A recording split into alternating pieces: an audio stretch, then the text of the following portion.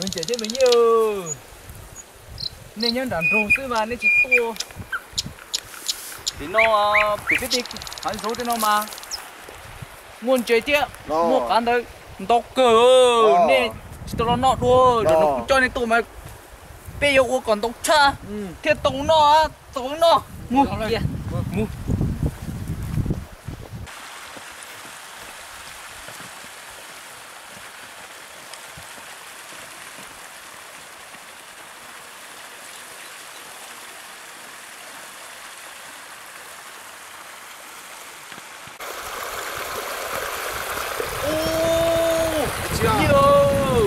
con đi cũng phải nên mà to non tao to nó mà ngung chè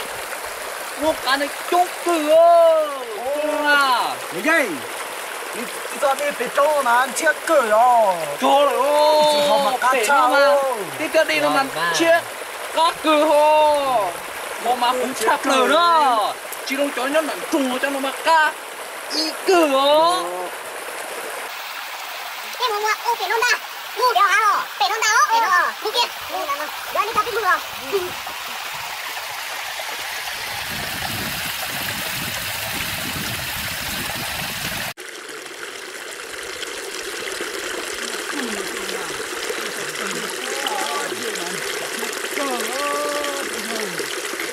chung hò giờ mình chưa mà thấy hò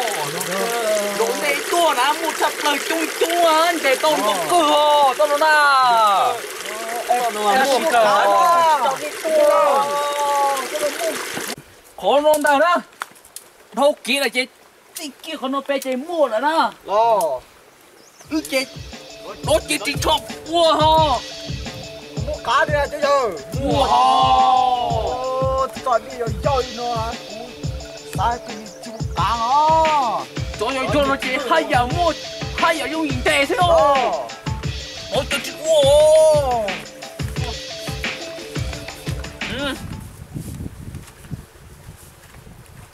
là cho phê rồi nó có nhung cho quá là mua kia thôi mà nó của mua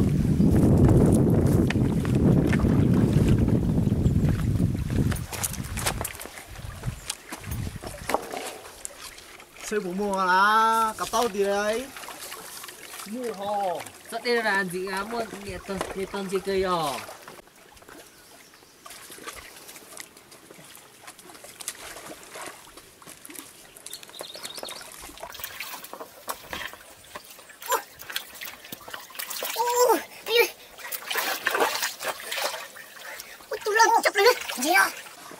tao là yo tụi nó đó tụi nó đó chị đã tụi nó chết cán đại ho tụi nó đó trời lắc cây à cho bỏ đuôi đi tụi nó vậy chứ đợt biết là cho hung chết cán đại ho tụi nó đó cười à tôi có tiền nên rồi biết tôi chơi cho nó đã chỉ phun trò lên rồi mà cười đi chọc lửa nữa tao cho nó cho y nữa chứ cứ chơi à đi nan kì kia cho không pe nữa ôi trời ơi chúng ta có chung kia đâu có chung kia đâu ô lóc cờ chúng ta chỉ mua cho sao nó tiền đi lóc cờ chúng ta chỉ mua chắp rồi đó nè bây giờ nó xây cái đó phải trả là nhà xây đó rồi mua kia nó bị mua chung hả nó tao nói kia ăn cái cá dùng một kia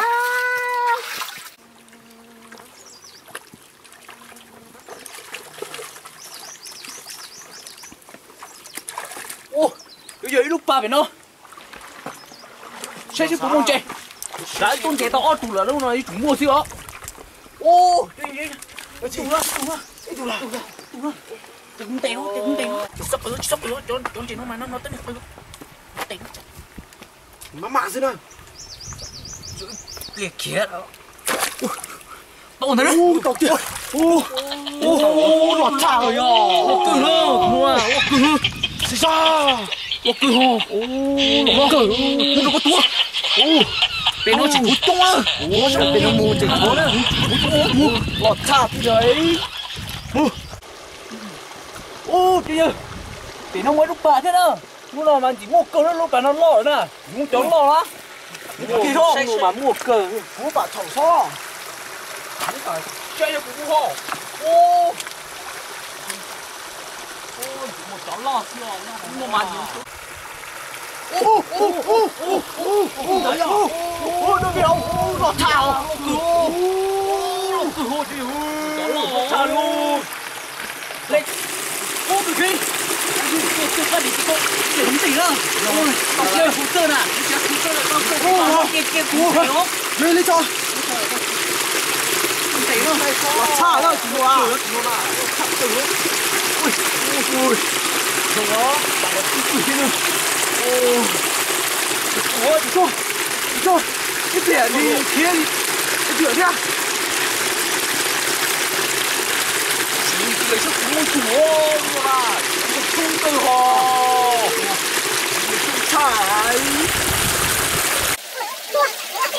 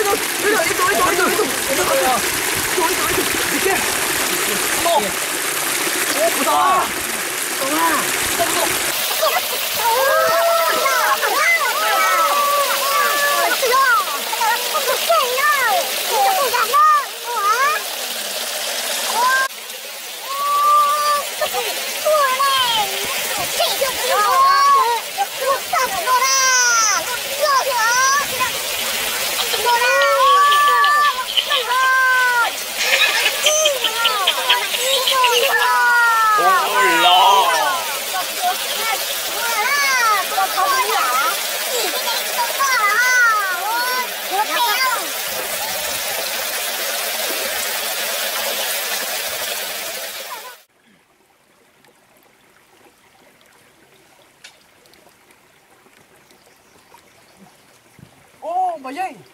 áo chú đi là lại cho tôi thêm mua na áo chú nó mà tôi phải nó mê là cái này chúng nó tao tôi nó bé chứ mua chứ ông tôi có đấy là tôi nó ta tôi mà mua bà sao ôi lúc bà đâu cho cha tụi nó ấy lúc bà nhắn tụi nó nghe tao được khổ tụi nó là khổ kia chứ không mua đó kia sao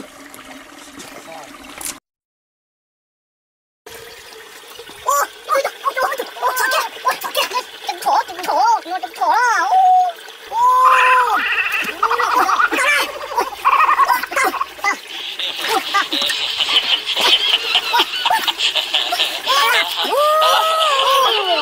lỡ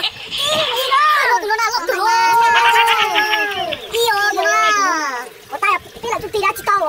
hấp dẫn.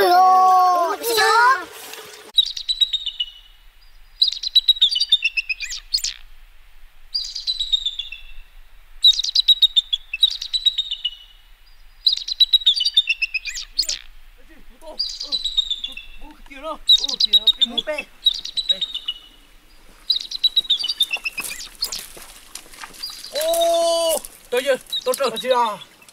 nó bé tí tao lúc chạy chứ xe này lo chạy chỉ muốn chạy ô chỉ muốn chạy biết nó mù tu sa tอนon nó biết tu lún chùa na nếu một can tu thế mua cá chút chung lì hò rồi cho biết ăn thịt cá mua nó liên ô tục nó đi sao thì chỉ cá thôi chúng ta là cá tu kê vô đi tu cá thế đúng ôi không đây là cái gì cô chuột nó không nào trời cha đi đâu chứ nào mù chua mù kia thế rồi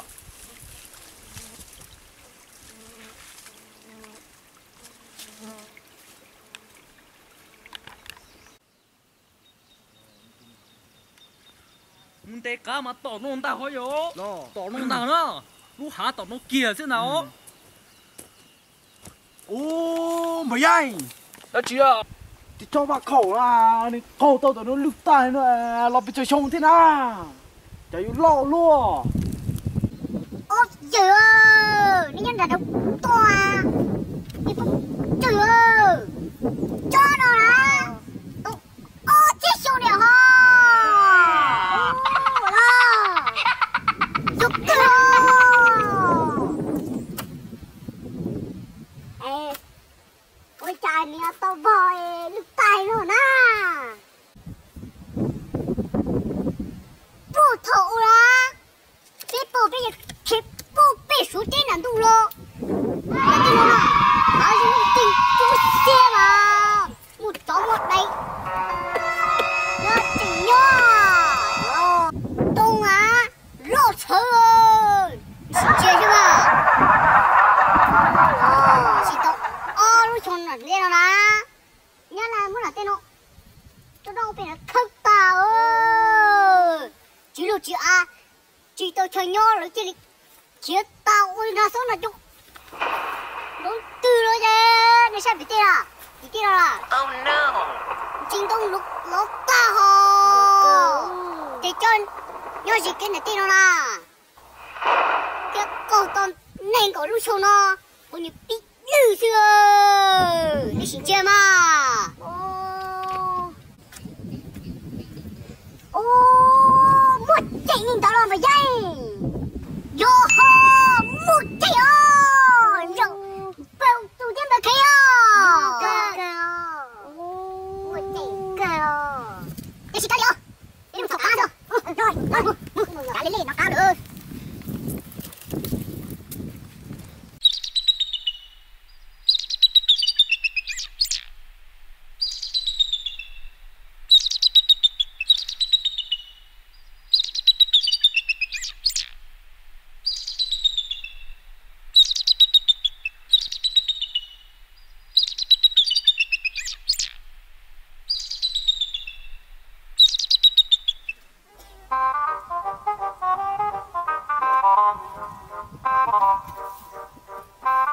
muốn sao đã chơi rồi ngồi tao cũng làm đúng à cười à tao bắt thỏ nè đi chỗ nào nó cũng đem chúng nó xuống à chưa ô tao sẽ cười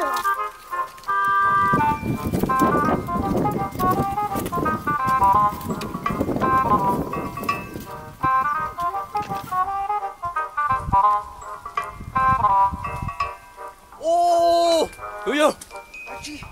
lúc bà nào mà cười đó cho khủng à cười do cho khủng ô cho lo con này nó cái thỏ sẽ xuống thì bụng mồi ha nó cười đó luôn đó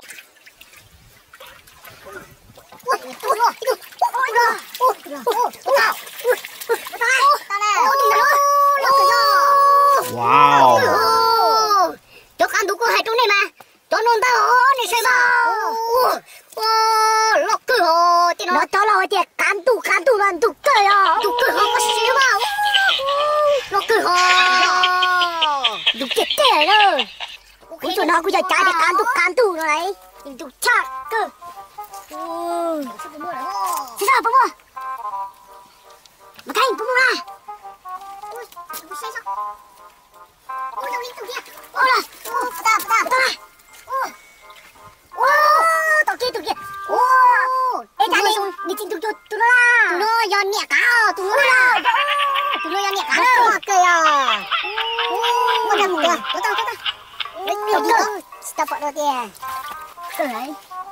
Sisi bulu ah. Bulu lah bayang. Sisi bulu. Tahu tu ah. Tahu tu dia. Oh, kata. Ni tahu tu dia. Sisa macam. Oh, cak. Oh tu ah. Loi loi. Oh. Được cơ đó. Sao bố mua thế à? Bây giờ.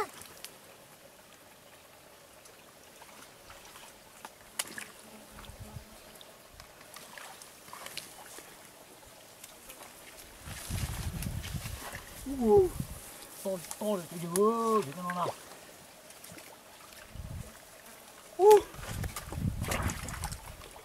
Ô, chỗ gì? Cái gì? Cái rồng ta ô. Ta chơi. Cái tiền đâu?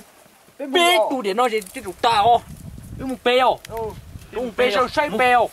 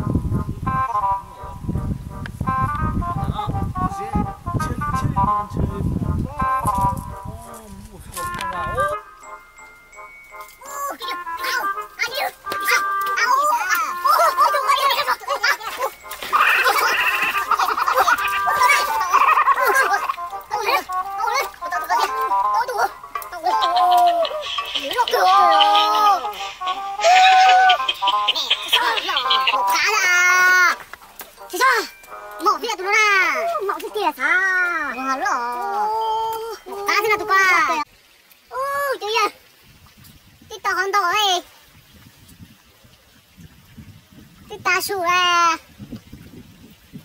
cái chồng uống nó rồi à, chồng chi, chồng sủ nó à, chi nó à, ta sủ là chép bao, cứ để đây tuổi, chép bao một chi đó chưa, một,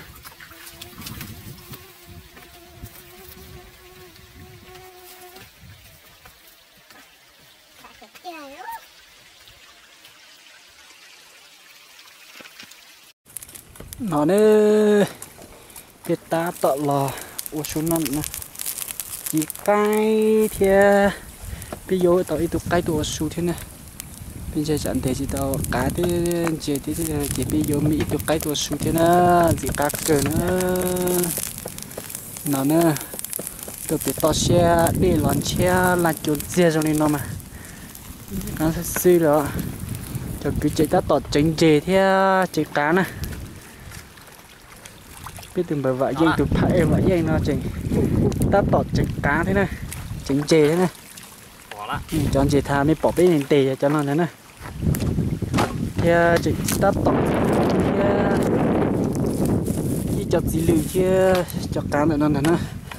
ta tọt giờ mua cho là chỉ cho bé ở xuống này người ta cứ chọc không dư cái cùi vô tỏi chọn biệt tua thế bé mua trầu cho đen nữa nó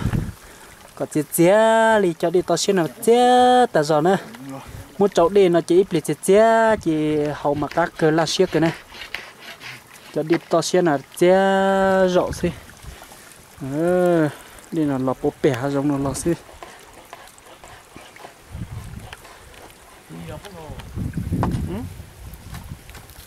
ta tạo ổ rõ bây giờ đây này thì nó này ít lẻ cho nên cho bé nó sụp bé lọp bây giờ xé gì nè được nè thì nó chỗ lúc cả bia bia tôi chỉ cá cho tới lo thế rồi chỉ cá ta tọt chỉ cá chính chế nè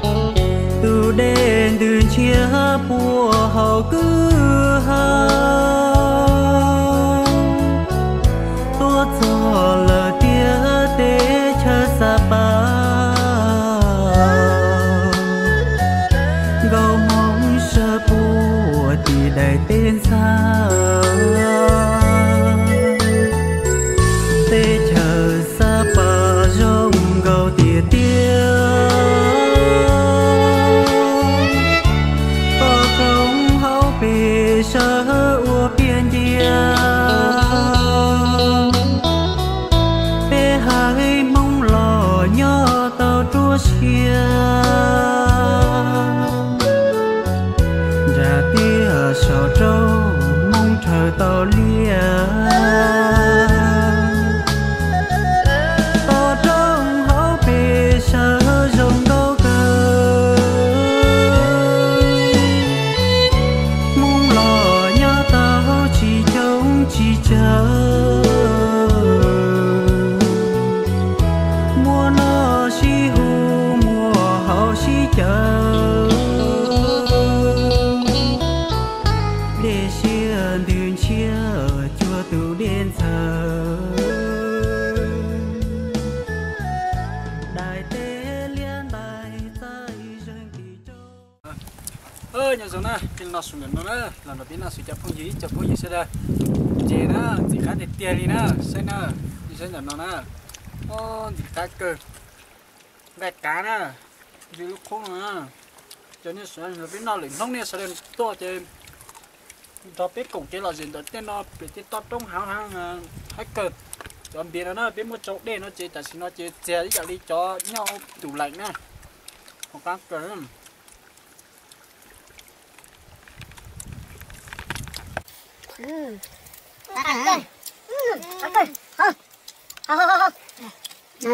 Hầu đừng tìm một làm biển là cháu đi lấy kia ok cái gì nó này cái tiền này nó tiền cá mấy gì cá xí rồi đi rồi cá chập lời nó cá nòng chè nó cá chi nè cái này là cái con đó luôn cái tuần tập biết ôn não mà vì oxy ta lâu oxy chế tập biết cho nó ít ba mà mua lò gì xí nè cái gì á xé cờ cắt cờ ha chả có gì nè sẽ làm tập nào nè mặt thì không là gì cờ chỉ là đây nha mùa nó xí hu mùa hậu xí chờ để xia đường chia cho tu đến giờ đại tế liên đại tại rừng kỳ châu gạo mong sa pa sơ hai lũ rô xây dựng đại xia màu xua ca nô chia gì dài lời nhỏ